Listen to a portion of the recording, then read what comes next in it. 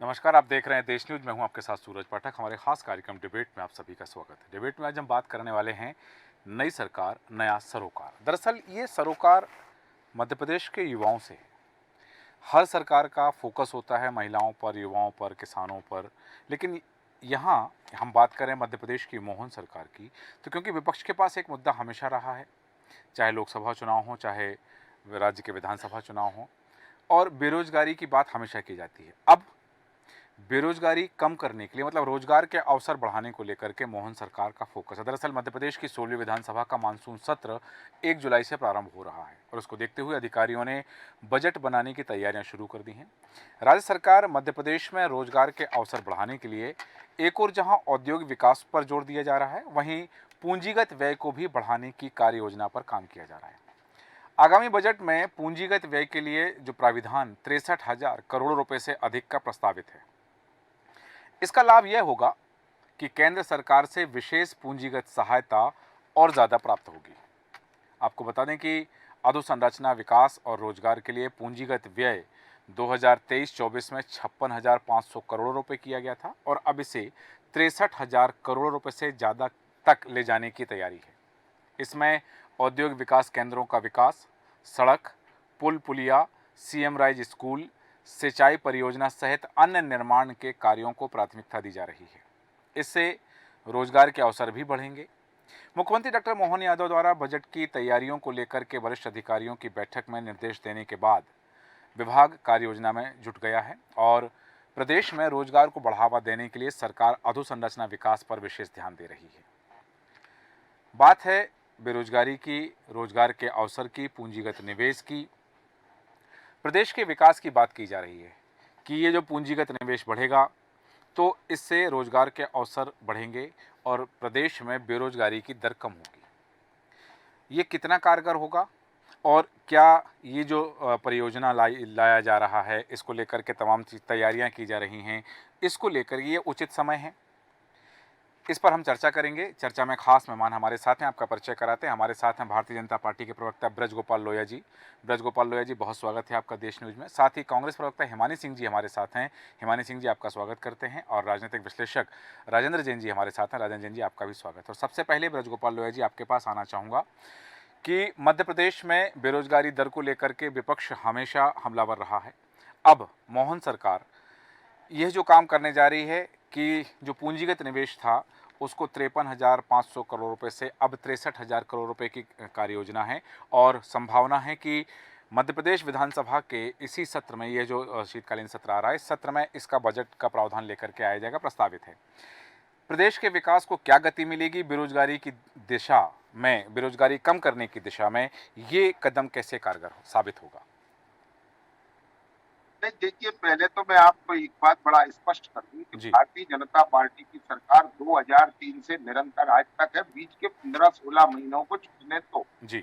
अब इन 20 वर्षों का अगर आप हम वास्तव में आकलन करेंगे तो हमें पता चलेगा कि भारतीय जनता पार्टी की सरकार आने से पहले मध्य प्रदेश कहाँ था। हम्म। तो मध्य प्रदेश का कुल बजट 2003 और 4 का जो प्रस्तुत हुआ था हम्म। वो था 23,100 करोड़ रुपए। हम्म। आज मध्य प्रदेश 3.25 लाख करोड़ से ऊपर के बजट का राज्य है। हम्म। हम एक बीमारू राज्य हुआ करते थे, आज हम एक विकसित राज्य हैं। हम्म। और केवल विकसित राज्य नहीं है बल्कि कई मामलों में हम पूरे देश को लीड कर रहे हैं। हम्म। खास तौर से कृषि उत्पादन के मामले में हम्म। कि लगातार किस तरह कृषि उत्पादन बढ़ा है और गेहूं जैसी फसल हम्म। जिसके मध्य प्रदेश में हम आयातक थे उसके निर्यातक बने जी। और पंजाब जैसे राज्य को पीछे छोड़कर हम देश के सबसे बड़े उत्पादक बने। ठीक है। दूसरा कि किस तरह मध्य प्रदेश में सिंचाई का रकबा बढ़ा, किस तरह सड़कें बढ़ी, किस तरह अधोसंरचना का काम हुआ और किस तरह मध्य प्रदेश ने 26.7% की औद्योगिक आर्थिक विकास दर हासिल की। ये सब वो विषय हैं जिन पर वास्तव में चर्चा होनी चाहिए। अब जो नई बात आप कर रहे हैं तो जी। नई बात भी मैं आपको बता देती हूँ कि हमने चुनाव में लोगों से 400 के लगभग वायदे किए और जनता से हम जो वादे करते हैं उन वादों को पूरा करने का हमारा ट्रैक रिकॉर्ड है। उसके कारण हम अतिरिक्त परिश्रम कर रहे हैं। नई सरकार के गठन को 6 महीना हुआ, परंतु हम पहली बार वो सरकार है कि हमने अपने 180 दिन के कामकाज का भी रिपोर्ट कार्ड प्रस्तुत किया कि महीने आचार संहिता के छोड़ दें तो शेष दिनों में हमने क्या किया। एक और खास बात आपको बताता हूँ, जी। माननीय मुख्यमंत्री जी ने कुछ नए क्षेत्रों में भी मध्य प्रदेश के विकास की चर्चा की है। जैसे परसों उन्होंने कहा है कि मध्य प्रदेश में मूर्ति शिल्प और कला को भी प्रोत्साहन मिले और हम मूर्ति निर्माण में भी अग्रणी हों, जिससे हमारे स्थानीय कलाकारों को रोजगार तो मिलेगा ही मिलेगा, मध्य प्रदेश की अर्थव्यवस्था को भी बल मिलेगा। तो ऐसे बहुत सारे काम, जैसे सीएम राइज का आपने कहा, जी। तो सीएम राइज स्कूल की हमारी संकल्पना ये थी कि जो निजी स्कूलों की तरफ लोगों का रुझान है, अंग्रेजी माध्यम की शिक्षा की तरफ लोगों का रुझान है, हाँ। उस रुझान में भी सरकारी स्कूल कंपटीशन में खड़े हों। हाँ। और मध्य प्रदेश में हमने 300 से ज्यादा सीएम राइज स्कूलों को प्लान किया था, और उसके बाद केवल प्लान करके रुके नहीं, उनकी संख्या की में तो बढ़ोतरी हो रही है, परंतु उनमें सर्व सुविधा युक्त बिल्डिंगें भी हों। तो 35 करोड़ से लेकर 50 करोड़ से अधिक तक की बिल्डिंगों के निर्माण की काम प्रारंभ हुए, उनमें से 75 बिल्डिंगों में स्कूल लगने लग गया है। तो जब हमारा अधोसंरचना का विकास होता है, जब हमारे यहाँ रोजगार, जो हमारा औद्योगिक विकास होता है, कृषि विकास होता है, तो निश्चित रोजगार के अवसर बढ़ते हैं। ठीक है। और मध्य प्रदेश की सरकार की इनकी प्रतिबद्धता। ठीक है, आपने कहा कि सरकार की प्रतिबद्धता है, भारतीय जनता पार्टी जो वादे करती है, चुनाव से पहले जो वादे किए थे, उन वादों को निभाने के लिए कटिबद्ध है और उस दिशा में कदम बढ़ाए जा रहे हैं। हिमानी सिंह जी, जिस तरह से कांग्रेस ने तैयारी की है कि विधानसभा में चुनाव से पहले जो वादे किए गए थे, उन वादों को पूरा ना करने पर सरकार को सदन के अंदर घेरने की जो कोशिश की जा रही है और उसकी तैयारी चल रही, 7 बिंदुओं पर कांग्रेस ने तैयारी की है। तो जैसा कि ब्रजगोपाल जी बता रहे हैं कि जो वादे किए हैं, उन वादों को पूरा करने की दिशा में कदम बढ़ा रहे हैं, औद्योगिक विकास की बात कर रहे हैं, जो पूंजीगत निवेश है उसको बढ़ाया जा रहा है, बजट प्रस्तावित है, तो फिर आपके पास कौन से मुद्दे रह जाएंगे जिन मुद्दों पर आप सरकार को घेरने की कवायद करेंगे? ये अभी हम जो बात कर रहे हैं, ये कवायदें की जा रही हैं कि आगे ऐसा किया जाएगा। आप और हम मध्य प्रदेश के निवासी होने के नाते, सामाजिक रूप से जागरूक होने के नाते, सभी लोग यही चाहते हैं कि जो भी चीजें बोली जा रही हैं वो सब जमीन पर आ जाएं और मूर्त रूप में दिखाई देने लगे। लेकिन जब तक वो सिर्फ बातें हैं, तब तक उनके बारे में विपक्ष का मूल कर्तव्य यही है कि सरकार से सवाल पूछा जाए और आगे आने वाली योजनाओं के बारे में हम एक भविष्य की आशंका मतलब एक अनुमान लगा सकते हैं कि ऐसा होगा। लेकिन अभी तक जो 6 महीने के दौरान, अभी तक उन्होंने सिर्फ चुनावी मोड में रहे, लोकसभा चुनाव की तैयारी की और जनता के लिए ऐसा कोई विशेष काम नहीं किया जिसका वो मूल्यांकन करके और जिसका वो रिपोर्ट कार्ड पेश कर सके। तो उसके बारे में सवाल पूछने की जवाबदारी विपक्ष की है और वो हम बखूबी निभाएंगे। दूसरी बात, मैं सीएम राइज स्कूल की बात ब्रजगोपाल भाई ने कही, तो मैं उसके बारे में ये कहना चाहूंगी कि सीएम राइज स्कूल इंदौर में और कई शहरों पर शुरू हो चुके हैं, लेकिन उनमें बच्चों की संख्या 1-2 इस तरह से है। और सीएम राइज स्कूल अगर इस महत्वाकांक्षा के साथ खोले गए थे कि प्राइवेट स्कूलों की बराबरी करें और जो बच्चे महंगी शिक्षा पाने में प्राइवेट स्कूलों में असमर्थ हैं या ना हो असमर्थ, लेनी ना पड़े, हम सरकार द्वारा ही ऐसी सुविधाएं दें शिक्षा के स्तर को ऊंचा उठाने के लिए, तो वहां पर बच्चों की दूसरी चीज मैं एक चीज बताना चाहूंगी कि स्ट्रक्चर जो होता है किसी भी जगह का, वो मेन स्कूल हम बिल्डिंग देखते हैं, लेकिन स्कूल मुख्य रूप से पढ़ाई करने का साधन होता है। तो स्ट्रक्चर कितने बन गए हैं, कितनी बिल्डिंगें बन गई हैं, इससे ये साबित नहीं हो जाता कि वहां पर शिक्षा क्या दी जा रही है और शिक्षा का स्तर क्या है और शिक्षा दी भी जा रही है कि नहीं। बहुत सारे सरकारी स्कूल आप जगह जगह देखते हैं। कल मोहन सरकार ने एक और वादा किया था कि सभी अधिकारी और सरकार से जुड़े हुए लोग एक एक स्कूल को गोद लेंगे। तो इस तरह के दावे तो पहले भी 2014 में नरेंद्र मोदी जी के आह्वान पर किए जा चुके हैं। कुछ गांव गोद लिए जा चुके हैं जिनको अभी गोद में ही रखा है, वो अभी जमीन पर चलने लायक नहीं हो पाए हैं, वो गोद में ही बैठे हुए हैं। उसका क्या हुआ? तो ये बातें जब तक होती हैं। दूसरी बात, मैं ब्रजगोपाल भाई की ही बात को कोट करके कहना चाहूंगी कि इन्होंने 400 वादे तो किए थे, उनको पूरा नहीं किया, पर उससे ज्यादा इन्होंने 400 सीटों का आह्वान जरूर किया था। और अगर इन्होंने अपने अभी तक जितने काम गिनाए उस आधार पर अगर हम मानते तो वो 400 सीटों का जो वादा सरकार से ये दावा कर रहे थे और जो मांग रहे थे वो भी दे देती सरकार। चलिए ठीक है, यहाँ एक बात जरूर हिमानी सिंह जी, जैसा कि आज का हमारा जो विषय है कि पूंजीगत निवेश को बढ़ाया जा रहा है, प्रस्ताव विधानसभा में लाया जाएगा, औद्योगिक विकास की बात कही जा रही है और मोहन सरकार का फोकस है रोजगार के अवसर बढ़ाने पर। ऐसा कोई प्रस्ताव सदन में आता है तो विपक्ष के नाते आप उसका विरोध करेंगे या समर्थन में होंगे सरकार के? ऐसी चीजें विरोध के लिए होती ही नहीं है। आप, मैंने पहली ही लाइन में बोला कि हाँ। आप, हम सब जो भी लोग सामाजिक रूप से जागरूक है, वो कहीं ना कहीं विपक्ष का काम भी यही होता है कि अगर कोई जनता का मुद्दा छूट रहा है तो हम उसकी तरफ से सरकार को जागरूक करें, हम उनकी नोटिस में लेके आए। और सबका मुख्य रूप से यही काम है कि ठीक है, ये बात बोली जाती कि हमारे बोलने के बाद, आप मीडिया हाउसेस भी बोलते हैं कि हमारे संज्ञान में लाने के बाद सरकार ने एक्शन लिया या प्रशासन ने, लेकिन अगर कोई अच्छी चीज होगी, अगर हमारा प्रदेश बेरोजगारी से में देश के मुकाबले में कहीं अच्छा हो जाएगा तो हमारे सबके लिए, आपके लिए, हमारे सभी के लिए खुशी की बात है ये। जी ठीक है, अच्छी बात है कि प्रदेश का विकास होगा, प्रदेश के विकास को गति मिलेगी, लेकिन यहाँ एक बड़ी बात आती है।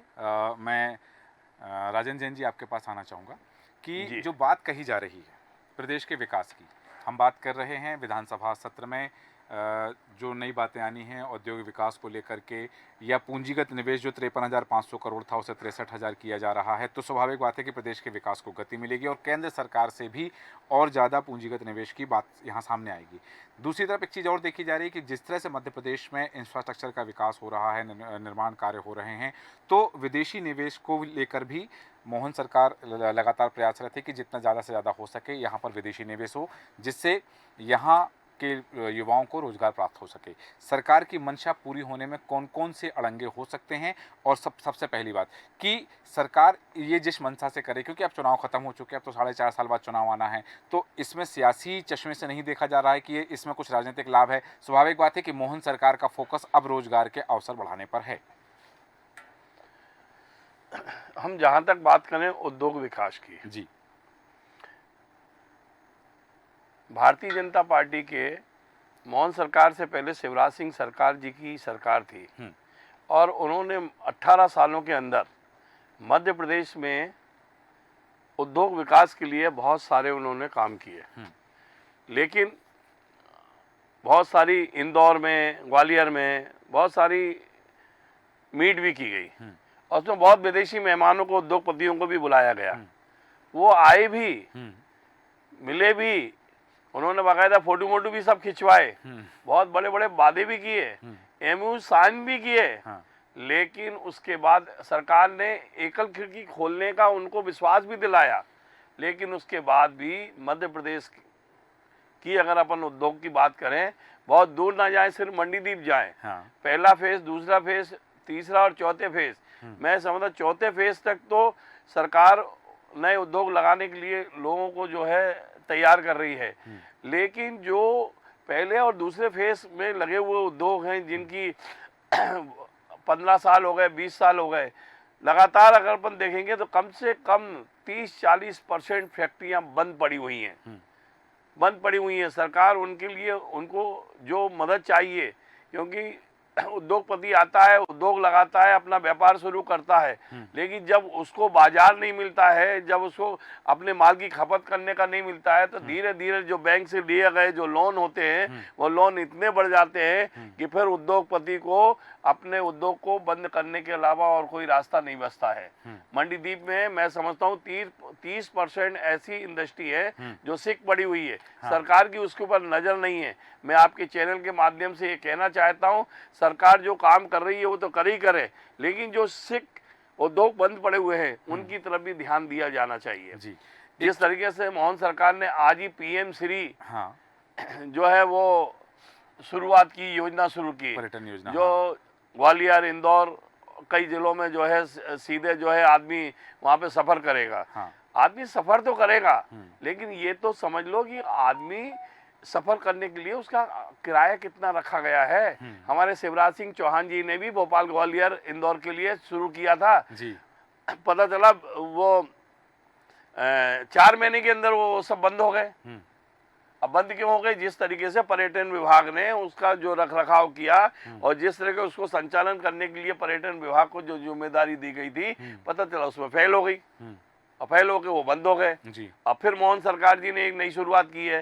मोहन सरकार जी की मंशा बहुत अच्छी है, उनकी जो मंशा है उसका हम स्वागत करते हैं, लेकिन कुल मिला के जो उसके पिछले आउटपुट है उसको हाँ। भी देखा जाना चाहिए। मैं समझता हूं कि 18 सालों के अंदर शिवराज सिंह सरकार ने उद्योग बढ़ाने के लिए बहुत बड़े बड़े काम किए। बुधनी में भी उन्होंने 2-3 फैक्ट्रियां लगाई, हाँ। लेकिन उनके गांव के जो बच्चे हैं वो आज भी बेरोजगार हैं, उनको रोजगार नहीं मिला क्योंकि उद्योग विभाग ये कहता है हाँ। कि हमको जो रोजगार देना है वो टेक्निकली लोगों को देना है। हाँ। और जो बच्चे हैं उनको तो सिर्फ मजदूरी करने वाले बच्चे हैं, ज्यादा उनका एजुकेशन भी नहीं है, वो उनको तो लेबर क्लास में भर्ती होने के लिए वो लोग तैयार रहते हैं। हाँ। लेकिन जो टेक्निकल चीजें, वो टेक्निकल चीजों वाले लोग तो जो मिलेंगे वो बाहर के लोग मिलेंगे, वहाँ के तो लोग मिलेंगे नहीं। तो इस तरीके से जो है मैं ये समझता हूँ कि सरकार की मंशा बहुत अच्छी है, लेकिन सरकार को मंशा हाँ, एक प्रधानमंत्री जी ने बहुत सारी ट्रेनें भी अभी चालू की है ना। भोपाल, दिल्ली और भोपाल की भी ट्रेन चालू हुई है। हाँ। उस ट्रेन का किराया कितना ज्यादा है, एक आम आदमी जो है उस ट्रेन का किराया भुगतान नहीं कर पा रहा है। मैं क्या बोलता हूँ, आप तो खुद ये तय कर लें कि जो रेलवे की जो ट्रेन का जो सर्वे इनकम है उसमें वो घाटे में चल रही है साहब। पता चला है कि रीवा से इंदौर का किराया 3,500 रुपए है, और जो दूसरी ट्रेनें जो चल रही हैं उन ट्रेन का किराया 1200 और 1500 रुपए है।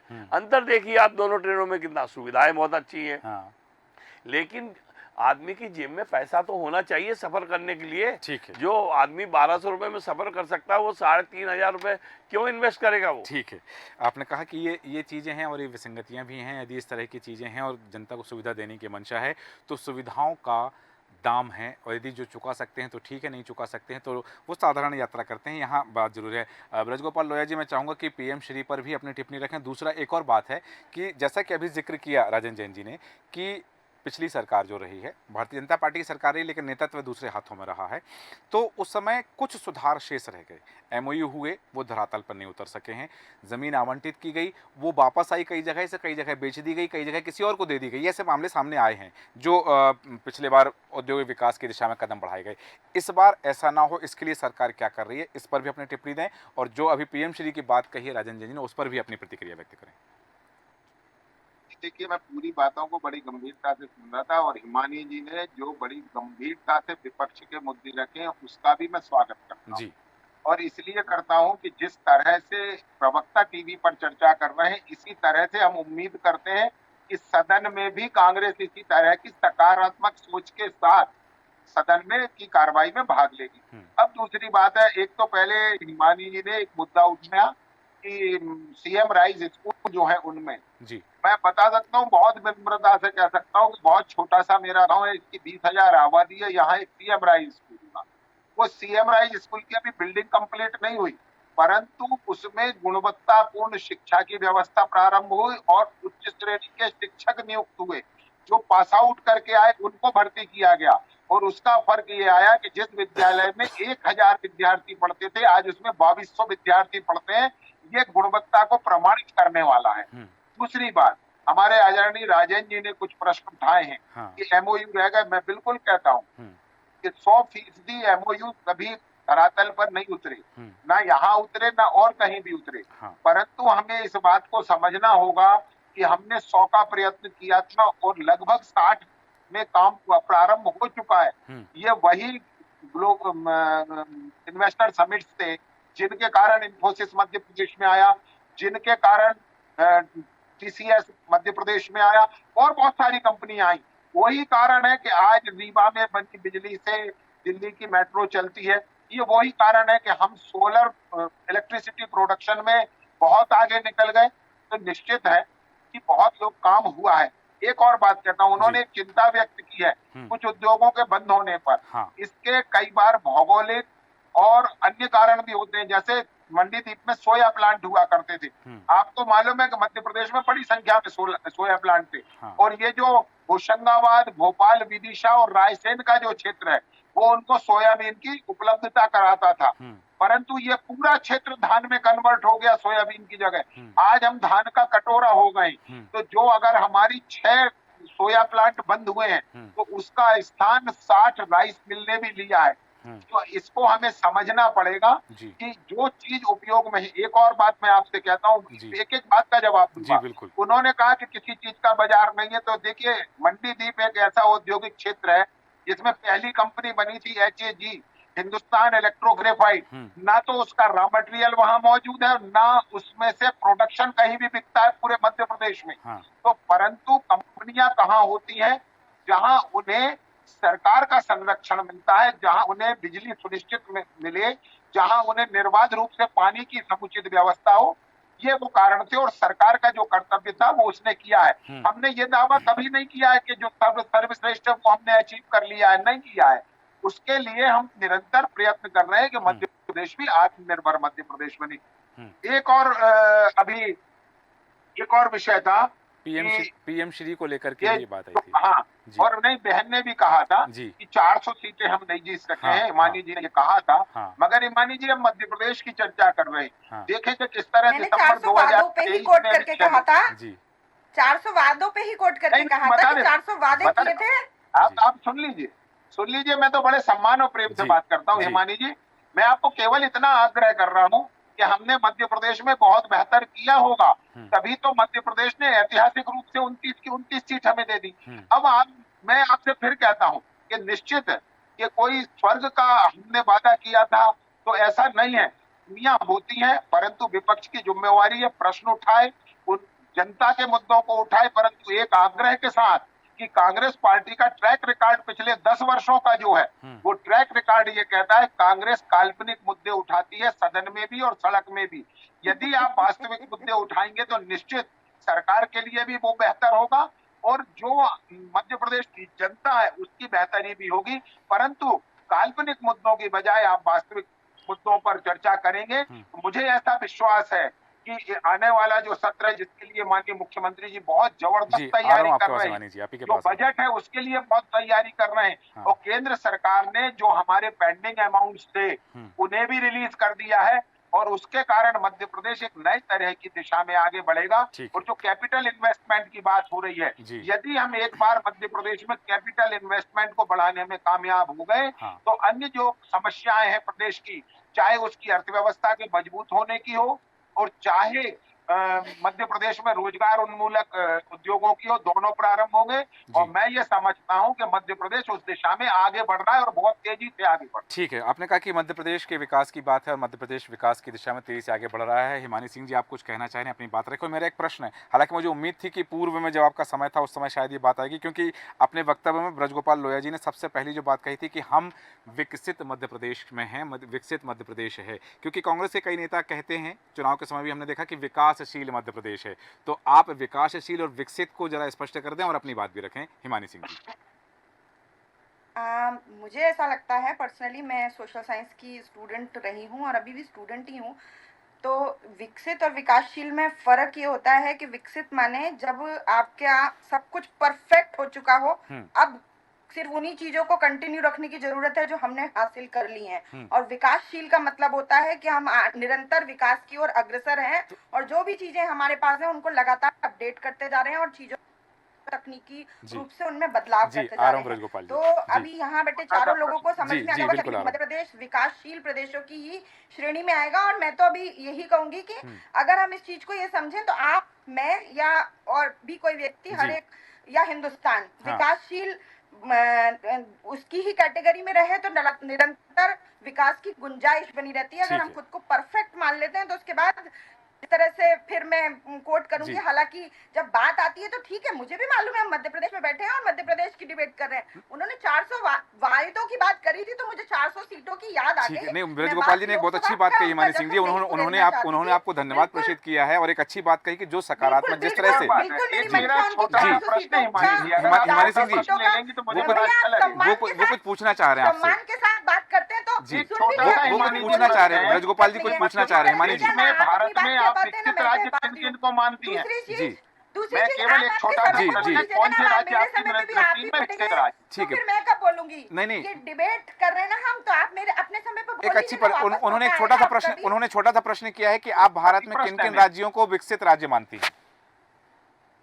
नहीं, अभी जैसे फिर 400 सीटों की बात आई तो इन्होंने कहा मध्य प्रदेश डिबेट करने बैठे हैं, तो अभी हम पहले इस बात पे कर ले क्योंकि हमारे पास आधे ही घंटे का समय है। जी बिल्कुल, घूमेंगे तो फिर कहीं ना कहीं हम फिर से अटक जाएंगे। ठीक है। फिर क्योंकि वही बात की, जैसे अभी विकसित हाँ। की श्रेणी में हमारे प्रधानमंत्री जी ने इस पराकाष्ठा पे पहुंच गए थे कि वो बायोलॉजिकली, तो फिर जनता ने बता दिया नहीं, हम अभी विकासशील ही हैं। हाँ। हम सभी अभी नॉन बायोलॉजिकल नहीं हो पाए हैं, बायोलॉजिकल ही है। तो मैं बस उसी चीज से संदर्भ में लेके कह रही हूँ। फिर दूसरी चीज, हम सभी अभी जिस बारे में बात कर रहे हैं, अगर अपने टॉपिक पर रहें, तो बात कहीं ना कहीं ये आती है कि ठीक है, आप स्ट्रक्चर बनाइए, बिल्डिंग बनाइए, उसमें बहुत सारे मजदूरों की जरूरत होती है और गिनती के कुछ इंजीनियर्स की जरूरत होती है। तो बिल्डिंग बनाना हमारा मकसद कभी नहीं हो सकता विकसित बनने की राह में, है ना। हमको टेक्निकल शिक्षा, जैसे कि अभी राजेंद्र भाई ने भी कोट किया था कि हमारे यहाँ पे जो मजदूर किस्म के लोग मिले, उन्हें टेक्निकल लोग नहीं मिले। तो हमें शिक्षा की गुणवत्ता को इस तरह से बढ़ाने पर ध्यान देना चाहिए, क्योंकि शिक्षा ही जितनी भी प्रदेश की समस्याएं हैं उन सबके मूल में अगर आप मानेंगे तो शिक्षा ही होगी। चाहे आप बेरोजगारी मान लीजिए, चाहे आप दहेज मान लीजिए, चाहे बाल विवाह मान लीजिए, चाहे दुनिया की कोई भी समस्या ले आइए, उसके मूल कारणों में एक इसके लिए कौन जिम्मेदार है? तो इसके लिए कौन जिम्मेदार है? पहले इसके लिए कौन जिम्मेदार है अशिक्षा के लिए? देखिए, आप एक बात बताइए कि अगर कोई गरीब मजदूर व्यक्ति है और उसको मजदूरी करके अपने परिवार का जीवन यापन करने के लिए 4 लोग भेजने के लिए मिल रहे हैं, तो हमें उसको जाके प्रोत्साहित करना होगा और उसको जैसे मिड डे मील और इस तरह की योजनाएं बनाई गई कि चलो आपके बच्चे को भोजन वहां पर फ्री में मिल जाएगा, आपको उस भोजन के लिए अपने बेटे को किसी चाय की दुकान पर बर्तन धोने भेजने की जरूरत नहीं है, आप उसे स्कूल भेजिए। तो इस तरह की नई चीजें लाकर और टेक्निकल शिक्षा की ओर ध्यान देकर ये जो रोजगार की जो बातें की जा रही है वो तभी पूरी हो पाएंगी, वरना जिस तरह राजेंद्र भाई ने बोला कि चीजें आएंगी और उनसे ज्यादा बंद हो जाएंगी। ठीक है, 10 शुरू होंगी और 12 बंद हो जाएंगी अगर टेक्निकल शिक्षा नहीं होगी। क्योंकि समय की सीमा है। जब हम ठीक है, समय की सीमा है, समय हो चुका है और कम शब्दों में प्रतिक्रिया चाहूंगा राजन जैन जी आपसे इस पूरी चर्चा पर, आपकी अंतिम प्रतिक्रिया, साथ ही मध्य प्रदेश के विकास के लिए और ये जो औद्योगिक विकास की बातें हैं, रोजगार के अवसर उन्नत करने की बातें, इस दिशा में सरकार को और क्या बेहतर कदम उठाना चाहिए, कृपया कम शब्दों में अपनी प्रतिक्रिया व्यक्त करें। जिस तरीके से आज मुख्यमंत्री जी ने पीएम श्री योजना का शुरुआत की है, इससे पहले भी शुरुआत हुई थी। पहले जो हेलीकॉप्टर मध्य प्रदेश में खरीदे गए थे वो सिंगल इंजन के खरीदे गए थे। अब इस बार मोहन जी ने क्या मालूम डबल इंजन के खरीदेंगे तो वो आगे हमारी लोगों को सुविधाएं मिलेंगी। अगर सिंगल इंजन के हेलीकॉप्टर होंगे तो निश्चित रूप से ये भी जो यात्री उसमें बैठते हैं, जो पायलट उसमें बैठता है, उसको उड़ाने के लिए जो सपोर्ट चाहिए, जो सहयोग चाहिए कि अगर कभी कभी तकनीकी के कारण से कोई एक इंजन कभी क्या बोलते हैं खराब हो जाता है, दूसरे इंजन से हम सुरक्षित अपने गंतव्य स्थान तक पहुंच सकते हैं।